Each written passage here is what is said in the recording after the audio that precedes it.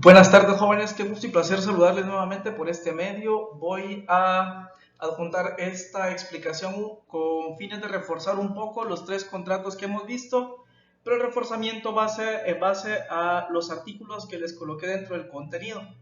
Lo único que vamos a hacer es no todos los artículos, pero sí ver algunos de acuerdo a las disposiciones que establece el decreto 2-70 del Código de Comercio de Guatemala. Entonces, el primer contrato que vimos, si se recuerda, es el contrato de suministro. Y eso está regulado del artículo 707 al 712 del Código de Comercio de Guatemala. El primer artículo que tenemos es el artículo 707, contrato de suministro. Aquí, en este artículo, encontramos la definición legal de este contrato. Por el contrato de suministro, una parte que en este caso, si queremos agregarle los sujetos que intervienen en la relación jurídica, podemos colocarlos ahí. Si usted chequea un poco su contenido, por el contrato de suministro, una parte llamada suministrante se obliga mediante un precio a realizar a favor de la otra, llamada suministrado, prestaciones periódicas o continuadas. Recuerden que vimos la periodicidad y vimos la continuidad. ¿Y qué es lo que le va a, en este caso, qué tipo de bienes son los que intervienen en esta relación jurídica? Cosas muebles o bien servicios. No me voy a detener a la prestación periódica continuada debido a que ya lo vimos. El artículo 708, la cuantía. Si no se hubiera determinado la cuantía de las prestaciones, cuando hablamos de la cuantía nos referimos a los montos. Se entenderá convenida la que corresponde según las necesidades normales de la parte que la recibe. Es decir que en este caso, ¿quién es el que la recibe? El suministrado. Entonces,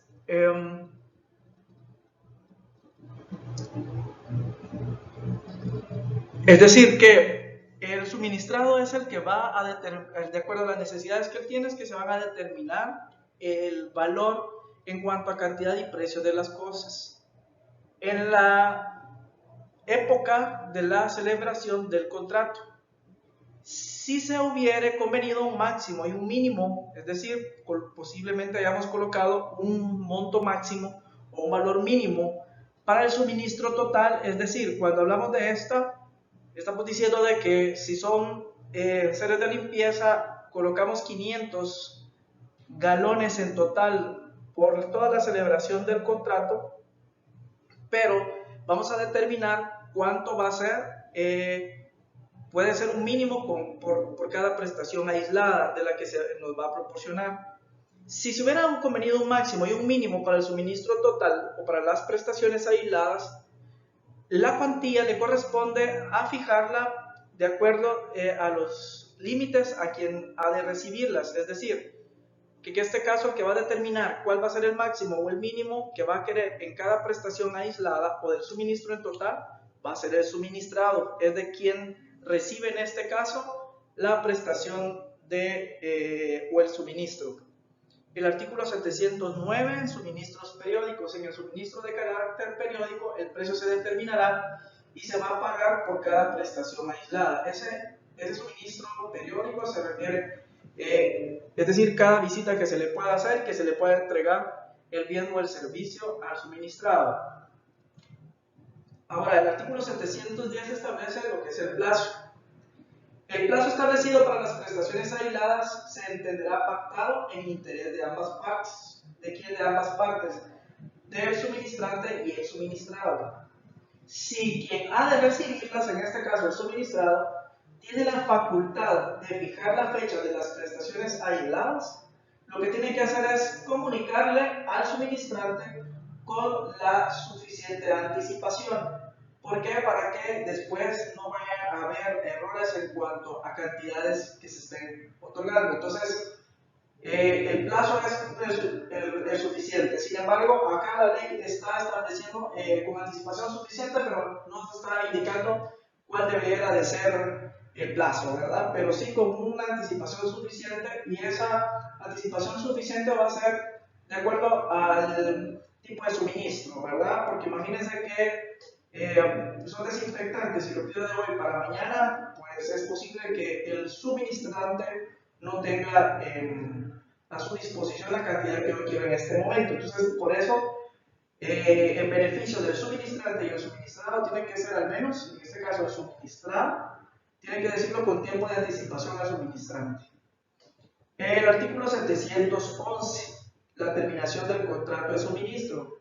Si el incumplimiento de una de las prestaciones aisladas tiene tal importancia que haga presumir que las prestaciones futuras no se ejecutarán oportunamente, podrá darse por terminado el contrato. ¿Cómo así? Es decir, yo los contrato a ustedes para que me presten el suministro de seguridad. Tengo un negocio y por la naturaleza del negocio que tengo yo necesito tener un agente de seguridad todos los días. Pero resulta de que hoy iniciaba a prestar el servicio usted a mi empresa y resulta que hoy no se presentó el guardia de seguridad. Si el incumplimiento, en este caso usted está incumpliendo a lo que hemos pactado, de una de las prestaciones aisladas tiene tal importancia que haga presumir que las prestaciones futuras no se van a ejecutar en el tiempo que hemos estimado, yo lo que puedo hacer es dar por terminado el contrato de suministro, toda vez de que el suministrante no está cumpliendo con la obligación convenida. El artículo 712 en cuanto a la suspensión y denuncia. Ese término denuncia no significa que va a acudir a un órgano jurisdiccional a poner de conocimiento la situación que está pasando en el contrato. Aquí debemos de entender algo diferente por la denuncia y lo vamos a ver de acuerdo a lo que establece este artículo. Si la parte que tiene derecho al suministro, es decir, el suministrado, no cumpliere alguna de sus obligaciones, es decir, por ejemplo, pagar o recibir el producto, o el bien o el servicio, el suministrante no podrá suspender la ejecución del contrato sin darle aviso con prudente anticipación. Ahí está la primera denuncia. Denunciar significa poner en aviso a la otra parte. Es decir, porque no se recibió o porque no estaba, porque estaba cerrada la empresa, no quiere decir que el suministrante dé por terminado el contrato. No, en este caso hay que hablarlo de forma anticipada con el suministrado. Ahora bien, el segundo párrafo establece, si no se hubiera establecido la duración del suministro, es decir, el tiempo en que se iba a recibir o que se iba a entregar, cada una de las partes podrán denunciar el contrato. ¿Qué significa ese denunciar el contrato? Dando aviso con la anticipación pactada o en su defecto con una anticipación de 90 días. Es decir, si pactamos un plazo para poner la denuncia, es decir, que ya no se va a continuar con el contrato por incumplimiento, sino se va a respetar el plazo pactado. Si no pactamos plazo, la ley establece que tiene que hacerse con 90 días de anticipación. ¿Qué significa denunciar? Poner sobre aviso a la otra persona de que no se va a continuar con el contrato. Esos son los artículos que prácticamente les coloqué de donde se encuentra el contrato de suministro. Recuerden que si tiene alguna duda, si pega usted me puede consultar. Veamos ahora el contrato de compraventa, que en este caso no coloqué todos los artículos. Y este está del artículo 695 al 702. Y tenemos aquí el primero, que es el artículo 695, venta contra documentos. Es decir, se va a realizar la compra y venta de una vez entregando documentos. En las ventas contra documentos, el vendedor va a cumplir su obligación en entregar o remitiendo al comprador los títulos representativos de las mercaderías. Por ejemplo, ¿cuál puede ser un título representativo de las mercaderías? Puede ser una factura.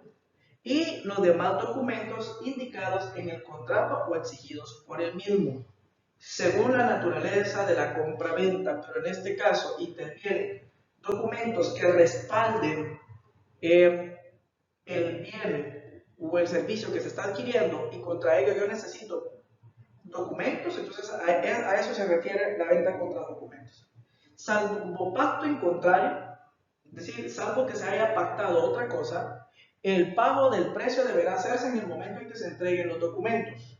Es decir, no solo al momento de la entrega del bien, sino que si ya me trajo el bien, pero no me trajo los documentos. Entonces, según como es una venta contra documentos, yo estoy obligado a pagar el precio hasta que me entreguen los documentos, sin que el comprador pueda negarse a efectuar el mismo, alegando defectos relativos a la calidad o al estado de las cosas, a no ser que tenga prueba de ello. ¿Por qué? Porque me están enviando otra cosa de lo que yo no pedí, pero resulta que en la factura indica otras características del bien objeto del contrato. Por eso es una venta contra documentos. El artículo 696 establece sobre las cosas en tránsito, es decir, las cosas en tránsito significa que se encuentran en un proceso. Si las cosas se encuentran en tránsito o en algún tipo de proceso y entre los documentos entregados figura el seguro de transporte, los riesgos se entenderá a cargo del comprador desde el momento de la entrega de las mercaderías al porteador, a no ser que el vendedor supiere al tiempo de celebrar el contrato la pérdida o la avería de las cosas y lo hubiera ocultado al comprador. Eso se refiere, por ejemplo, por cuestiones de calidad o por cuestiones de garantía del objeto del que estoy comprando. Entonces, como se encuentran en tránsito, se desconoce en un momento dado. Por ejemplo, a veces yo puedo hacer una compra-venta en Semaco, pero necesito que me lo envíen por transportes, a eso se refiere. Es decir, de repente compré un televisor, pero el vendedor ya sabía que el televisor tenía una falla o se había quebrado una parte. Entonces aquí el vendedor ya ocultó algo al comprador. Ahora, ¿qué pasa si en el camino se quiebra? Pues por eso los del transporte son los que se tienen que hacer cargo de la avería o el daño que hayan causado al objeto del contrato. Ahora, existen tres formas de poder negociar una compra-venta. El artículo 697 establece la venta libre a bordo, que es conocida como FOB. En la venta libre a bordo, en este caso, la cosa objeto del contrato deberá entregarse a bordo del buque, o en este caso, o del vehículo que haya de transportarlo, en el lugar y tiempo convenidos, momento a partir del cual se transfieren los riesgos al comprador. Si es una FOB, significa que yo pagué únicamente por el bien. Dentro de la compra que estoy haciendo, no va a incluir la responsabilidad que tiene el que la está transportando. Desde que a la persona o la empresa a la que yo le compré en esta venta FOB coloca el bien o objeto del contrato, ya los riesgos van por mi parte. Si hay algún extravío, hay pérdida, hay avería, hay daño, ahí no me está, en este tipo de venta FOB no me está incluyendo el precio por ese tipo de cuestiones. Va por mi cuenta de riesgo prácticamente. Y ahí lo establece el segundo párrafo. El precio de la venta comprenderá el valor de la cosa más todos los gastos, impuestos y derechos que se causen hasta el momento de la entrega a bordo del porteador. No es hasta que llegue, porque para eso existen las otras dos que vamos a ver. Las ventas FOB solo es hasta que se la entreguen al buque o en el vehículo que me lo van a enviar. Hasta ahí llega el precio pactado. Luego tenemos lo que es el artículo 698, que es una venta a un costado del buque, que es FAS. En las ventas al costado del buque o vehículo FAS se aplicará lo mismo que estábamos leyendo anteriormente, solo que hay una salvedad. ¿Cuál es? Salvo de que el vendedor cumplirá su obligación de entrega al ser colocadas las mercaderías al costado del buque o vehículo, y desde ese momento se transferirán los riesgos siempre, en este caso, al comprador.